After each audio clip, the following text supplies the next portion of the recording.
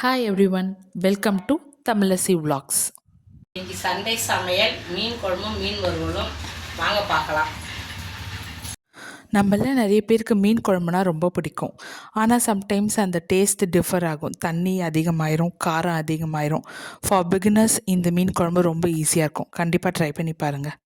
மீன் குழம்ப சட்டியில் வச்சா டேஸ்ட் ரொம்ப நல்லாயிருக்கும். அதுக்கு சட்டியில் நல்லெண்ணெய் ஊற்றிட்டு 1/2 டேபிள் ஸ்பூன் வெந்தயம் போட்டுட்டு 1/2 டேபிள் ஸ்பூன் கடுகு உளுத்தம் பருப்பு, ஒரு கைப்பிடி அளவு பூண்டு, கொஞ்சம் கருவேப்பிலை, 2 பச்சை மிளகா, 4 மீடியம் சைஸ் வெங்காயத்தை போட்டிருக்கோம். வெங்காயம் நல்லா பொன்னிறமாக வர வரைக்கும் வதக்கணும்.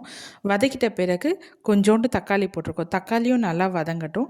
நாங்கள் இங்கே மீன் குழம்புக்கு சைடில் சாப்பாடும் வச்சாச்சு. ஒரு கிண்ணத்தில் மீன் குழம்புக்கு தேவையான அளவு புளியை ஊற வச்சாச்சு. அந்த புளியை நல்லா கொஞ்ச நேரம் ஊறின பிறகு கரைச்சி ஃபில்டர் பண்ணி அந்த தண்ணியை மட்டும் எடுத்தாச்சு.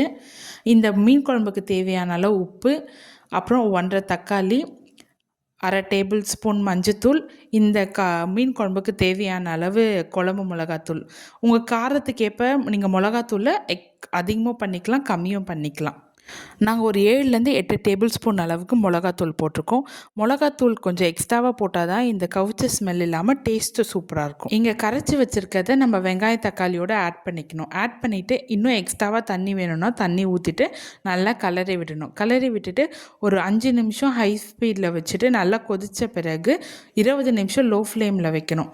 அப்போ தான் அந்த பச்சை வாசனைலாம் போய் டேஸ்ட்டு சூப்பராக இருக்கும். ஒரு 5 மினிட்ஸுக்கு ஒரு வாட்டி மூடி ஓப்பன் பண்ணி நல்லா கலரி விடணும். இங்கே சைடில் சாப்பாடு வச்சுருந்தோம். சாப்பாடும் நல்லா வெந்துருச்சு. அதுக்கப்புறமேட்டு நாங்கள் இன்றைக்கி சங்கரா மீன் எடுத்திருக்கோம். ஸோ நல்லா 20 மினிட்ஸ் நல்லா கொதிச்சிட்ட பிறகு நம்ம மீனை போட்டுடணும். மீன் போட்டு ஒரு கொதி வந்த உடனே ஆஃப் பண்ணிடணும். ரொம்ப நேரம் கொதிக்க விட்டால் மீன் உடஞ்சி போயிடும். மீனை நல்லா உடையாமல் ஒரு வாட்டி கலரி விட்டுட்டு ஒரு கொதி வந்தோடனே ஆஃப் பண்ணிடணும். இந்த மாதிரி ட்ரை பண்ணி பாருங்கள். பிகினர்ஸ்க்கெலாம் ரொம்ப ஈஸியாக இருக்கும். அடுத்து நம்ம ஃபிஷ் ஃப்ரை ரெசிபி பார்க்க போகிறோம். ஃபிஷ் ஃப்ரை ரெசிபி செய்கிறது ரொம்ப ஈஸி. நிறைய பேர் இதை ரொம்ப கஷ்டம்னு நினச்சிட்டு நிறைய கடையிலலாம் மசாலாஸ் வாங்குறாங்க, நிறைய இன்க்ரீடியன்ட்ஸ் ஆட் பண்ணுறாங்க. இதுக்கு ஜஸ்ட் வெறும் 3 இன்க்ரீடியன்ட்ஸ் இருந்தாலே போதும். இந்த மீனுக்கு தேவையான அளவு உப்பு, 1/2 டேபிள் ஸ்பூன் மஞ்சத்தூள், 2 டேபிள் ஸ்பூன் குழம்பு மிளகாத்தூள் போட்டுட்டு லைட்டாக தண்ணி தெளிச்சுட்டு நல்லா பிசைஞ்சு ஒரு 1/2 அன் ஹவர் ஊறினா போதும்.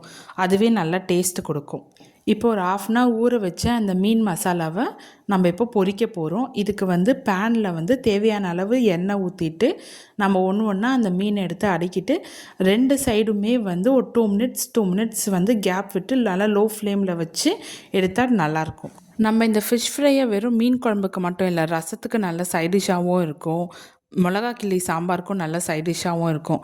இந்தமாரி ஜஸ்ட் ஒரு 1/2 kg ஃபிஷ் வாங்கிட்டு வெறும் ஃபிஷ் ஃப்ரை மசாலா மட்டும் ட்ரை பண்ணி பாருங்கள். டேஸ்ட்டு சூப்பராக இருக்கும். நெக்ஸ்ட்டு நம்ம பிரியாணி பார்க்க போகிறோம். இதில் சிக்கன் பிரியாணியோட ஸ்டார்டிங் கிளிப்ஸ் கொஞ்சம் மிஸ் ஆகிடுச்சு, சாரி. அதனால தான் நாங்கள் பாதியிலேருந்து காட்டுறோம்.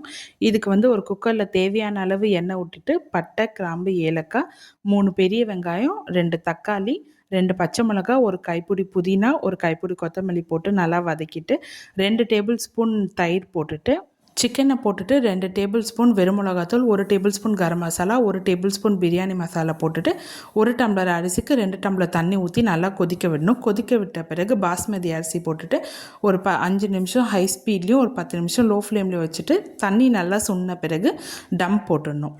பிரியாணியோட டம் நல்லா முடிஞ்ச பிறகு ஓப்பன் பண்ணி பார்த்தா நல்லா அரிசி குச்சியாக சூப்பராக இருந்தது. இன்றைக்கி ஃபாதர்ஸ் டே, அதனால் அனைவருக்கும் இனிய தந்தையர் தின நல்வாழ்த்துக்கள். எங்கள் அப்பாவும் சாப்பிட்டு பார்த்துட்டு இந்த டிஷ்ஷஸ்லாம் ரொம்ப நல்லா இருக்குன்னு சொன்னார். உங்களுக்கும் இந்த மாதிரி ஹோம் ஸ்டைல் ரெசிபிஸ் வேணுன்னா மறக்காமல் தமிழசி விலாக்ஸை சப்ஸ்கிரைப் பண்ணிக்கோங்க. Bye bye, see you in the next video. Thank you.